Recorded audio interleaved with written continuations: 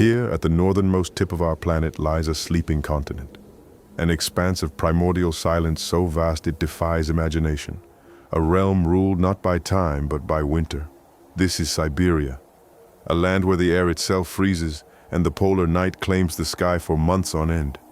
Where temperatures plummet to 50, 60, even 70 degrees below zero.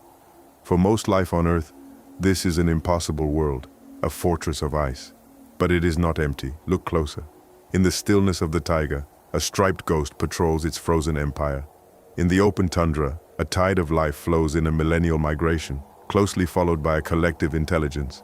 This is not a dead land. It is a melting pot. Every creature that survives here is a masterpiece of adaptation, a lesson in resilience forged in extreme cold. This is a perpetual war for energy, a struggle where every calorie counts and every mistake could be your last. This is a journey to the heart of resilience. This is Untamed Siberia. You have just taken your first step into the most unforgiving land on the planet. To make sure you don't miss a single trace of this epic journey through Untamed Siberia, subscribe to our channel. Give us a like if you can already feel the cold of the taiga, and activate the bell to join the entire expedition.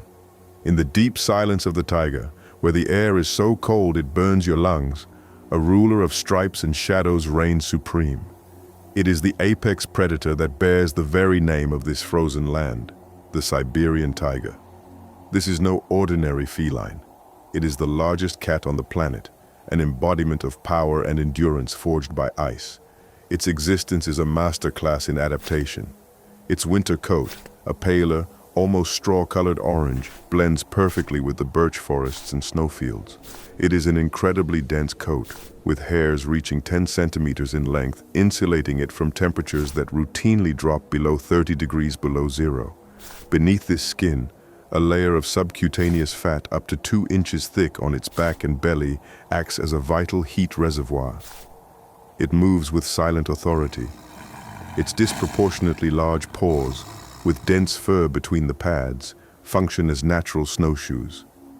They distribute its nearly 300 kilograms of weight, allowing it to walk on deep snow without sinking, a crucial stealth for an ambush hunter. The tiger's life is a constant exercise in energy calculation. It is a solitary creature that patrols a vast territory which can cover more than 1,000 square kilometers. This vast expanse is not a luxury, but a necessity dictated by the scarcity of prey. It uses the wind and terrain to its advantage, stalking its prey with infinite patience. Its attack is an explosion of terrifying force, designed to end the fight in seconds. However, success is rare. Perhaps only 1 in 10 attempts results in a meal. Each failure is a dangerous loss of calories, and each prey taken is a guarantee of survival for a few more days. The presence of this solitary colossus casts a long shadow over the ecosystem, but even a king must share his domain. The remains of his feasts, carefully hidden under piles of snow and leaf litter, do not go unnoticed and attract other opportunists who have learned to live off the efforts of the great predator. But the tiger's vast kingdom has a limit. Where the taiga surrenders and the trees bow to the Arctic wind, an empire of ice and frozen water begins. This is the Siberian coast, the edge of the Arctic Ocean. Here the sovereign is not dressed in orange, but in a dazzling white that blends in with the blizzard. It is the polar bear, the ultimate symbol of this frozen world.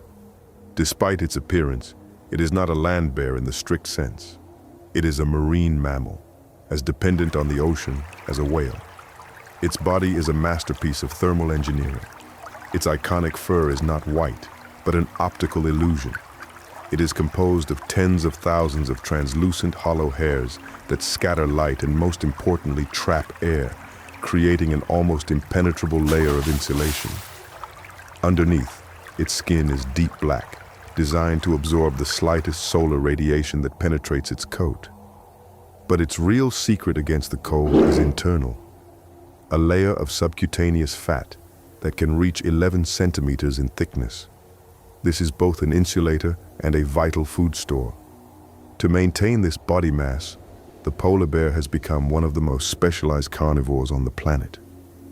Its life is dictated by the movement of sea ice, its hunting platform.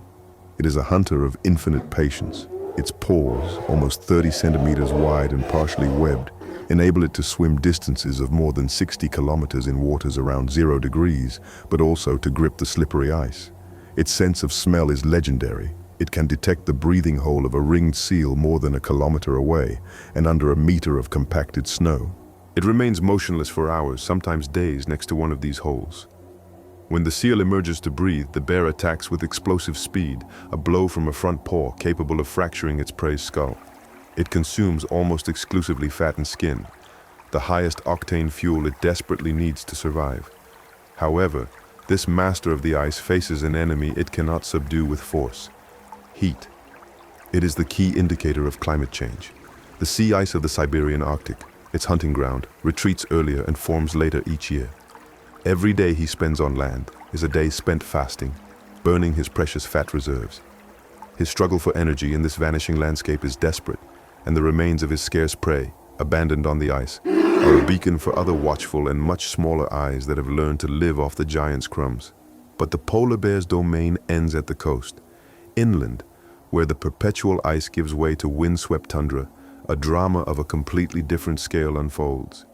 It is not the solitary quest of a hunter, but the collective movement of thousands of souls.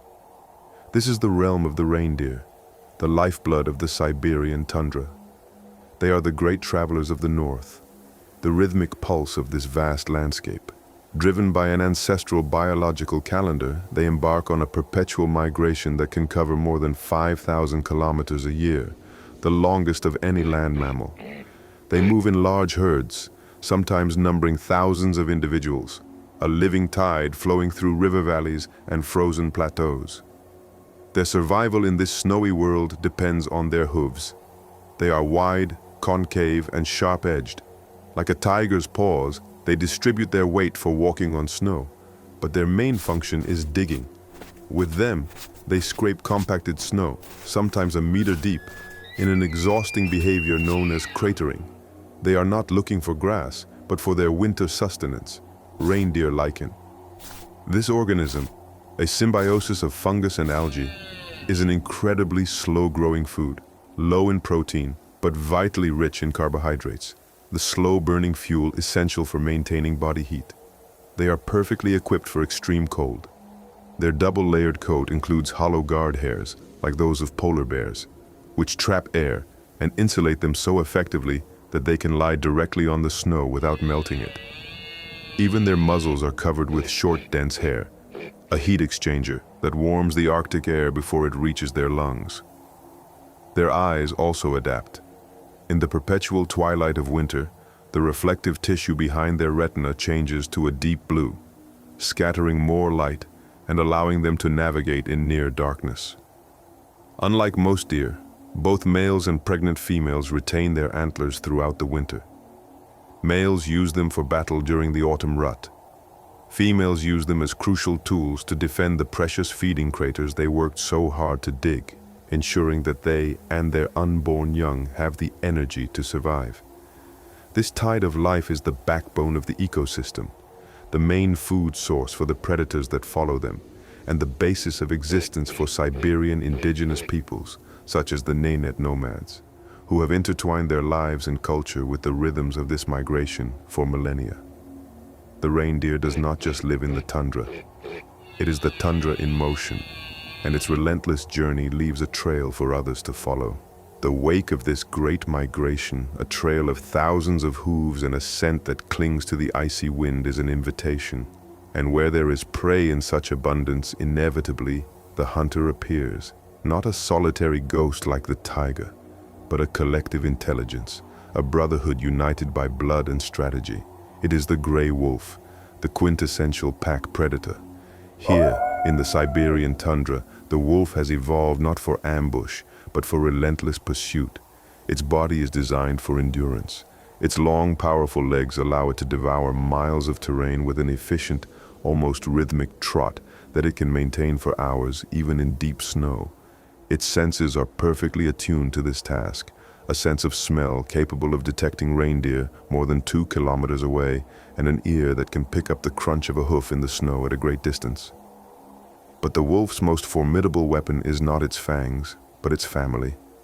The pack is a complex social unit, usually led by an alpha pair, the only ones that reproduce.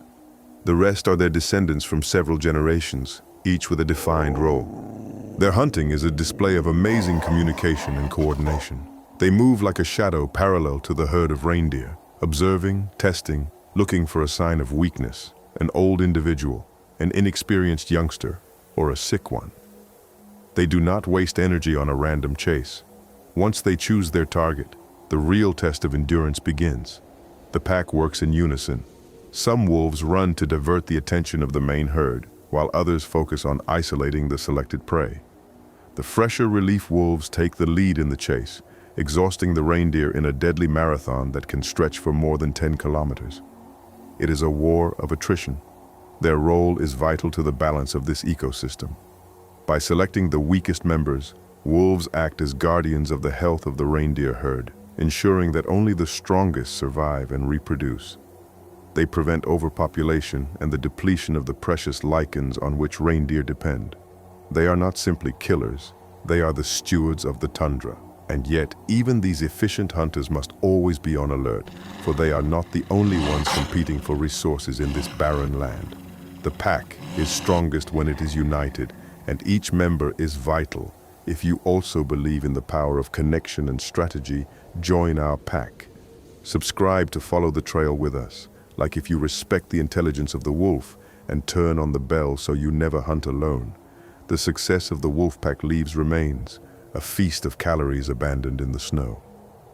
But this scent of blood and fat, clinging to the frozen air, attracts more than just others of its kind.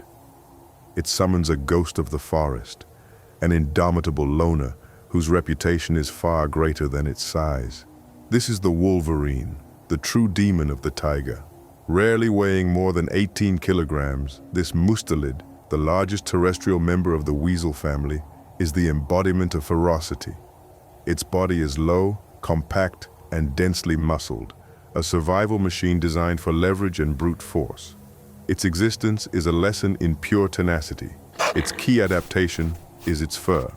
Not only is it dense, but its oily texture is hydrophobic, repelling water and preventing ice formation. This is vital. While other animals may succumb to hypothermia when frost accumulates on their skin, the wolverine remains dry and insulated, allowing it to travel relentlessly through the most extreme cold. Its paws, like those of a tiger, are disproportionately large, functioning as snowshoes that give it superior mobility on powder snow, an advantage it uses both for hunting and for escape. The wolverine lives in a state of near-perpetual hunger, driven by a ferocious metabolism. It is the ultimate opportunist. Its sense of smell is so acute that it can detect a reindeer carcass buried under 6 meters of snow. It is a tireless scavenger that follows the tracks of wolves and lynxes, hoping to benefit from their work. But it is not a passive diner. Armed with semi-retractable claws that it uses to climb trees and dig into compacted snow, and a jaw powerful enough to crush frozen femurs, the wolverine is infamous for its bad temper. It is known to aggressively defend its finds, chasing away packs of wolves and even lone bears from their own prey. It is an intensely solitary creature. A single male patrols a vast territory that can span more than 500 square kilometers. He marks it with a potent musk from his anal glands, a chemical signal that warns all intruders that this ice fortress has a ruthless owner. Its life is a constant demonstration that in Siberia, survival is not always won by the biggest, but by the fiercest. The wolverine's ferocity allows it to survive on the margins of the taiga, a world of deep snow and scarce resources. But in these same boreal forests, where spruce and birch trees rise like needles against the pale sky, roams a giant that does not need to steal prey, for it shapes the landscape itself. It is the moose, the largest deer in the world. To see it is to behold a relic of the Ice Age megafauna. An adult male can exceed 2 meters in height at the shoulder and weigh more than 600 kilograms. Its proportions seem almost ungainly. Incredibly long, stilt-like legs support a massive barrel-shaped body, crowned by a heavy head and a bulbous prehensile snout. These stilt-like legs are a fundamental dual adaptation. In winter, They allow it to navigate deep snow that would stop any other herbivore, giving it access to vast areas of inaccessible forest. But in summer, they reveal their second purpose. The moose is an extraordinary swimmer. It ventures into lakes, swamps, and slow-moving rivers using those long legs to wade through deep water. It is a semi-aquatic specialist. Its snout allows it to close its nostrils, and it can submerge completely, sometimes up to 5 meters, to uproot water lilies and sodium-rich algae from the lake bottom. This aquatic diet is crucial. It replenishes vital minerals that it cannot obtain from its terrestrial diet. In winter, its survival depends on a feat of digestive endurance. Its system is a huge fermentation furnace designed to process the toughest material in the forest, bark, buds, and twigs from willow, poplar, and birch trees. It must consume more than 20 kilograms of this woody material every day, simply to generate enough metabolic heat to survive nights of 40 degrees below zero. Males have the fastest growing animal structure known, their antlers. Driven by testosterone, these enormous bone paddles can grow more than 2 centimeters per day, weighing more than 30 kilograms. They are heavy weapons, used only for the violent battles of the autumn rut, before being discarded in winter to conserve energy. Unlike reindeer, which move in herds, the moose is a creature of profound solitude. It moves with a silence surprising for its size, a ghostly giant that is both architect and prisoner of the vast Siberian boreal forests. But the realm of the giant moose is defined by the tree line. Further north, where the willows and birches it grazes on surrender, first becoming dwarf shrubs and then disappearing altogether, the taiga exhales its last breath. The world opens up. This is a landscape of endless horizons and oppressive silence, the Arctic tundra. Here in this windswept void, hunting is not conducted from the shadows of the forest, but from the open sky, by a silent watcher dressed in the color of snow. It is the snowy owl, a feathered ghost of the Arctic.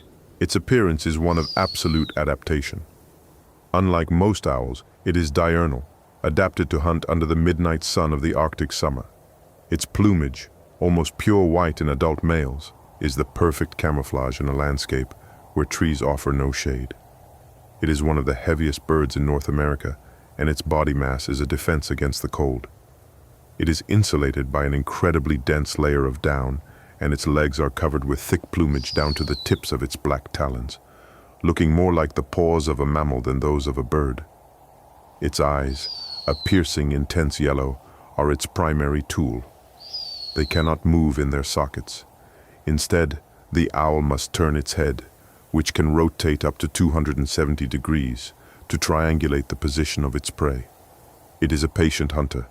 It often perches on a high mound, rock, or pole, motionless for hours, watching the landscape. Its life and fortune are inextricably linked to the boom and bust cycles of a single prey, the lemming. In good years, when lemming populations explode, snowy owls breed successfully, feeding their chicks with a steady stream of rodents. But when the lemming cycle collapses, which happens every 3 to 5 years, the snowy owl faces starvation. That's when this icon of the tundra becomes a nomad. It embarks on irregular migration southward, called eruptions, appearing as a white specter in fields and coastlines thousands of miles from home, a living reminder that life in the tundra depends on an incredibly fragile balance. The snowy owl watches over the tundra from the air, its yellow eyes scanning every shadow in the vast whiteness. Its world depends on what it can see. But beneath the same snow, in the subnival realm of tunnels and air chambers, life bustles with the movement of small mammals. And to hunt prey that cannot be seen, a different sense is required. Enter the red fox. Although its face is familiar throughout the northern hemisphere here in Siberia, it is a master of Arctic survival. Unlike the ghostly white of the owl, its winter coat is a burst of rust color against the snow, a living flame in a monochromatic world. This coat is thick and luxurious, but its most vital survival tool is its hearing. Its large triangular ears rotate independently, like satellite dishes, picking up the faintest sounds. It walks with a delicate step, head tilted, listening not to the wind but to what lies beneath it. The barely perceptible scratch of a lemming or vole moving through its tunnels, 30 centimeters below the frozen surface. When it locates its prey, the fox performs one of nature's most remarkable hunting feats. It braces its hind legs and launches itself vertically into the air, sometimes more than a meter high, in a perfect arc. It uses its thick tail, or brush, to adjust its balance in the air, before diving snout first, directly onto the snow. It immobilizes its invisible prey with its front paws, killing it with a quick bite. This technique of hunting by sound is a complex calculation of physics and hearing, a skill honed by necessity. But the fox is not a specialist like the owl. It is the opportunist par excellence. When lemmings are scarce and the snowy owl is forced to migrate, the red fox simply changes its menu. It will steal the eggs of ground-nesting birds, search for frozen berries in dwarf shrubs, follow wolf packs to feed on the carrion they leave behind, and even venture close to human settlements in search of scraps. Its intelligence is its adaptability. It is a key survivor, a cunning generalist that thrives in both the open tundra and the deep taiga, a testament to the fact that in Siberia, cunning is as powerful a weapon as strength. We have seen the strength, ferocity, and cunning necessary to survive here. If this incredible struggle for life has kept you on the edge of your seat, be sure not to miss our conclusions. Subscribe to honor the resilience of these survivors, like if this journey has amazed you, and turn on the bell to be there when we reveal the final lessons of the ice. As the Arctic sun traces its low arc across the horizon, the vast Siberian expanse prepares for night. We have witnessed a world forged in extremes. From the silent power of the tiger in the taiga, to the frozen patience of the bear on the ice. From the living tide of the reindeer, to the solitary cunning of the fox. Here, life is not a given, it is an achievement. Every creature we have encountered is a legacy of survival, a testament to millions of years of adaptation against a cold that can break steel. They live in a precarious balance, where today's hunter becomes tomorrow's carrion, and the crumbs of one feast mean life for another. Siberia is not an empty land. It is a stage for profound and invisible dramas, a fortress where tenacity, intelligence, and ferocity are the currency of exchange. Winter will return as it always does. Snow will cover the tracks, but as the wolverine patrols its territory and the snowy owl watches the horizon, the indomitable will of this frozen land will endure.